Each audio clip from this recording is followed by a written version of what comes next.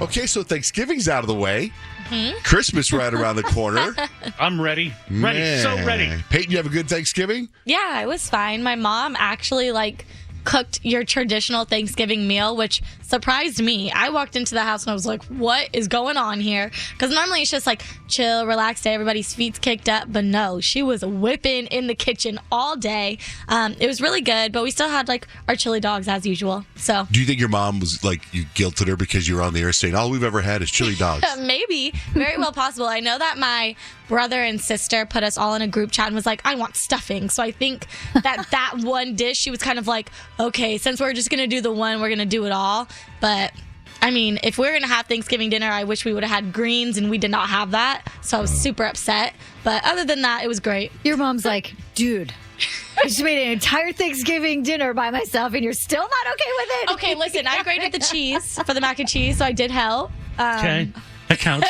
It does help. So she didn't do it all by herself, but it was bomb. It was I so saw good. this thing that said that today is the last day to eat leftovers. Yep, Today. I have leftovers Oh, yeah. today. I had a turkey sandwich last night, and I was like, this is the benefit of Thanksgiving I know. right Yep. here. It's the leftovers. It's the leftovers. I know, we Yes, barely that's had why any. you slave in the kitchen all day, trying to get it done. And it's the then- best foods to heat up too, which is why I think it makes leftovers the greatest. Yes. I had this moment at Thanksgiving I got to tell you about, and it stayed with me the whole time. It happened on, I don't know, I think it happened on Thanksgiving morning. I'm not sure.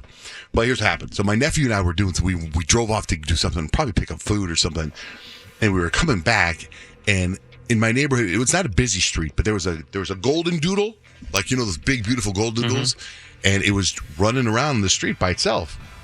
It wasn't a busy street, but it was just kind of walking around by itself without a leash or a collar, and I was like, why does this always happen to us? But it must be somebody's pet. Let's just get it, and then we'll call the owners. So I pull over on the side of the road, and golden doodle people that own golden doodles, I think, are beyond. My sister has a golden doodle, and she treats them better than she treats her children. Right. But my sister's also strange.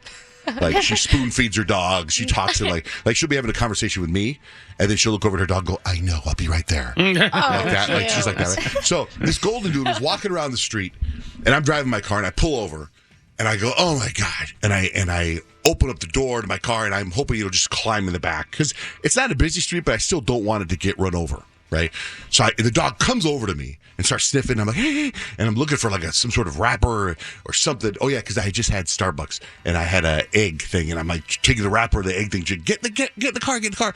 And this woman walks out from across the street. She's got her pajamas on and a robe, and she sees the dog, and she calls the dog over, and she looks at the dog, and she says this to the dog, Oliver William. I just got a middle name. You just got in trouble. That's great. She yells at the Oliver William like it's a child that got in trouble. And Oliver William looks up and she goes, get inside. And Oliver William goes inside, and I'm looking, and I said to my nephew, I'm like, you golden doodle people are a whole new type of people. That dog's got a first and middle name. Yeah. And then we go home, and I tell my sister, and she's like, uh-huh. I'm like, the dog's name was Oliver Williams. She goes, yeah, I know. Like it was not a thing to her that it had a first middle name. But her dog's name was just Ginger. But anyway, I was just Ginger Marie. It was just such a thing, man. It was so weird. So anyway, last night I got to tell you guys, I stayed up last night watching that Marvel movie called Shang-Chi, the 10 Rings. Or I love that movie. It's a good movie. Yeah, it might be the best, I think, my favorite Marvel movie. It's funny too. Yeah, it's a good movie. I also watched True Story, Peyton. Man, oh man. Right? Woo! So good. I finished last night. Bomb. I watched it in a whole day. Yeah, that's the So Kevin Hart TV show. It's a series, 7 episodes. Kyle, how far are you? I'm on episode 3. It's good, huh? It's really good. Oh, Kyle, you gotta finish. The It first gets better. episode, I was like, it is a little, I thought it was a little slow. But then, second and third episode, I'm like, oh my goodness, this is It's a roller really good. coaster of a show. Have you seen it yet, Rich? No. I saw it was number 1 on Netflix. It's freaking phenomenal. I saw it the first day that came out, and I thought, what is this about? Without knowing anything, because it's Kevin Hart. Kevin Hart's the star.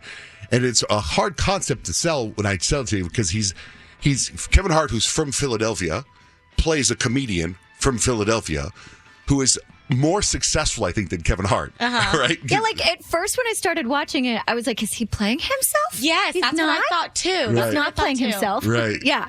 There And was it's a little. so well done. And then there's murders and there's stuff. And it's not a so comedy. good. It's not a comedy. Not a comedy. But my gosh. The But last- I will tell you this. Let me tell you this. Yeah. As soon as it happened, as soon as whatever happens in episode 1, I predicted the whole thing. Oh yeah, right.